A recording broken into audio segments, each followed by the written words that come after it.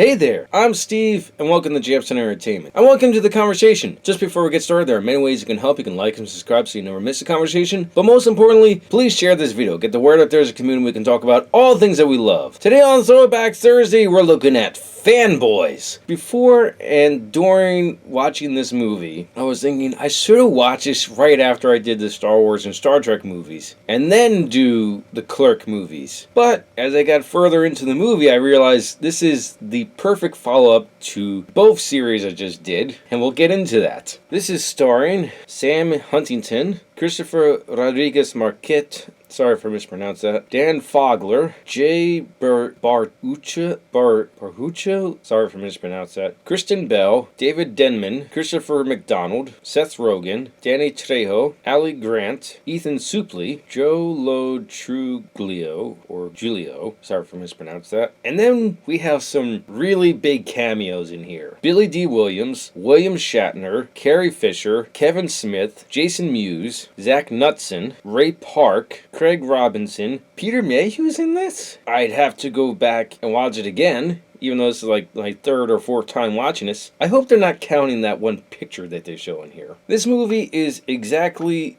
as its title. It's a group of 4 friends that are crazy about Star Wars. This takes place in 1998, 6 months before the release of The Phantom Menace. And now that I think of it, out of all the Star Wars talk that's in here, they never once mentioned the re-releases. It's really weird. I mean, there's a ton of Star Wars talk. I mean, dialogue is quoting the movie in conversation. But there's a ton of Star Wars references and jokes, and even Star Trek jokes in here to make up for that. Star Trek jokes, you say? Yes, they're in here. Because this movie plays on the rivalry between Star Trek and Star Wars. So the plot of the movie is, it starts on Halloween. And let me correct myself real quick, it's 5 friends, but we'll get there.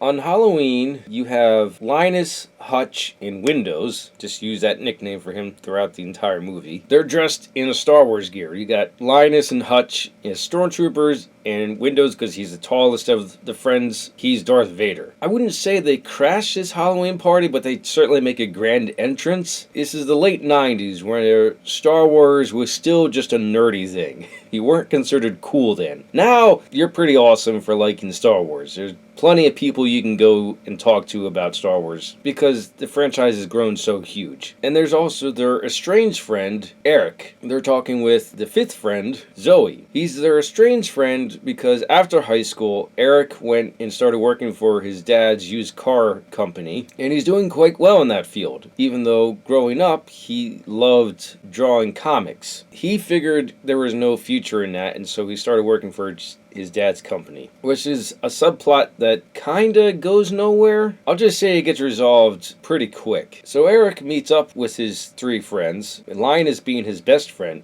Well, at this point in the movie, his former best friend. And Linus feels betrayed because Eric just simply left the friend group. It's later revealed to Eric that Linus is dying of cancer. Now, it doesn't say which cancer, just says cancer, and that he's tried every avenue and nothing's working. And his big dream is to see Star Wars Episode 1, The Phantom Menace, before it comes out. And that when they were kids, they planned out a whole road trip to go to Lucas's ranch and steal a copy. Once Eric learns the circumstances of his childhood friend, he decides to go through with this adventure. And I couldn't even get the sentence out without having pun definitely intended.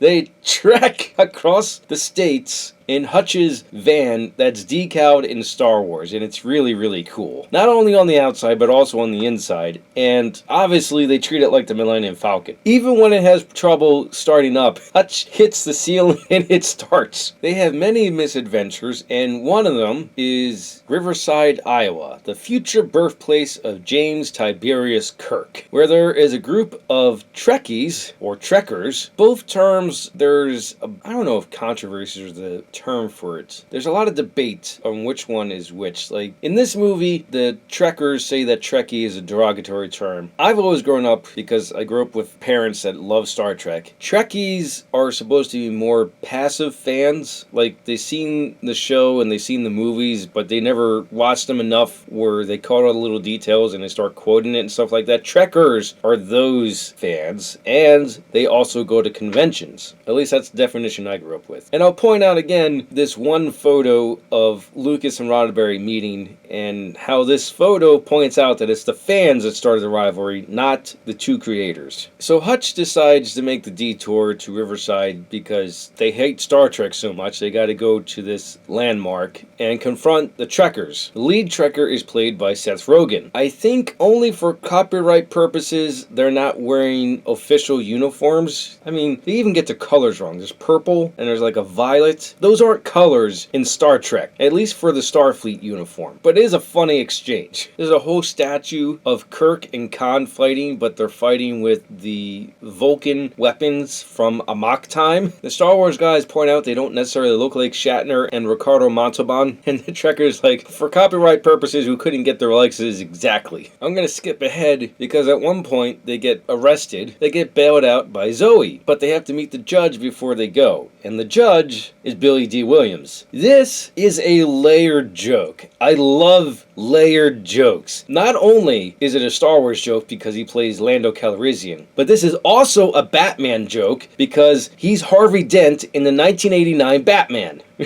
I won't tell you where William Shatner comes in here. That you'll have to watch the movie for, because it's just hilarious. At some point, Linus gets sick and has to go to the hospital, and his doctor is Carrie Fisher. And when they finally do get to the Lucas Ranch, the security guards are the police officers from THX 1138.